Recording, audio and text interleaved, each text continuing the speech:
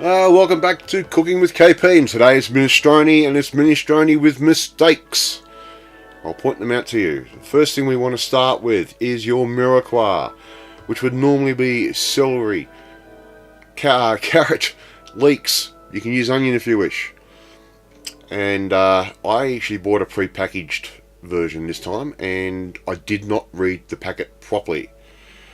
Alright, now we want our ham hock. Nice big fat juicy ham hock.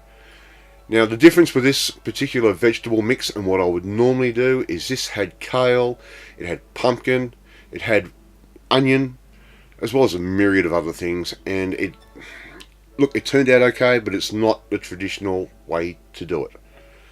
So if you really want to make it properly, use a proper mirepoix. Alright, we want 2 tablespoons of tomato paste, and yes, I buy these little sachets.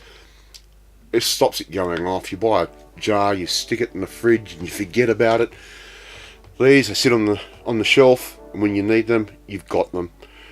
And it just makes things easy for us. Okay, we want 1 litre of salt-reduced chicken stock. The ham has got enough salt in it as it is. You could add a little bit of pepper if you wish, but look, do that towards the end. Don't need to do it now.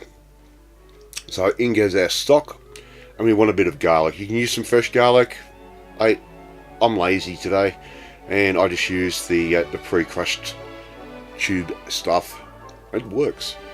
No problem with that at all. Alright, put the lid on it, turn it on to low. I would normally let that sit for about 6 hours. And that's the packet of vegetables that I purchased. Okay, so let it sit for about an hour and a half. Come back, check it, make sure there's enough liquid coming out of the vegetables. When you do use your proper mirepoix, the celery gives off a lot of liquid, and after that last shot I realised I had turned the cooker off, and I fell asleep on the couch for a couple of hours. That really ruined plans for that night's dinner. So I've added a little bit of hot vegetable stock to the mix, and I just buy the powdered vegetable stock. It's fine. So make sure your slow cooker is turned on. Make sure there's plenty of liquid, and pop the lid back on and work out what you're going to eat for dinner that night after you've messed it up. Just before bed, I checked the flavourings. It was all good. I'll let this thing sit overnight. And there's our end result with our ham hock the next morning. Fish out all the bones, fish out all the meat and all the skin. And we did notice that this was a fatty hock, and we ended up with a lot of fat and oil on top.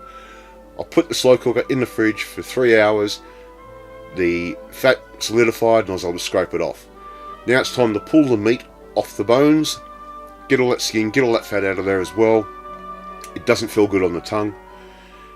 We chop this meat up, and we're going to put it back into the hot pot. I'm going to turn that on for a couple of hours on high to bring it back up to temperature. And now we're just about ready to eat. One last thing to do, and here we go. We're about an hour out from eating. We've got it sitting on low, and in goes our little star-shaped noodles that you can buy from your local deli. They used to have them at my supermarket. My supermarket keeps changing things, which is why I've ended up with this crazy vegetable mix that I'm not used to. Put some hot water in your bowls before you serve. Bring those bowls up to temperature, and when you put the hot soup in the bowl will be nice and warm, and it won't cool the soup down too much. And there you go. Minestrone madness. This took far too long for me to cook. I could normally have it knocked out in 6 hours. This one went overnight, plus the refrigeration process to get rid of the fat. When you refrigerate it, the fat will solidify on top and makes it real easy to get that fat out. But great recipe, try it. If I make it again, I'll do it properly and I'll show you. Thank you for watching. Share this video with your friends, hit the subscribe button, and I will catch you next time. Bye.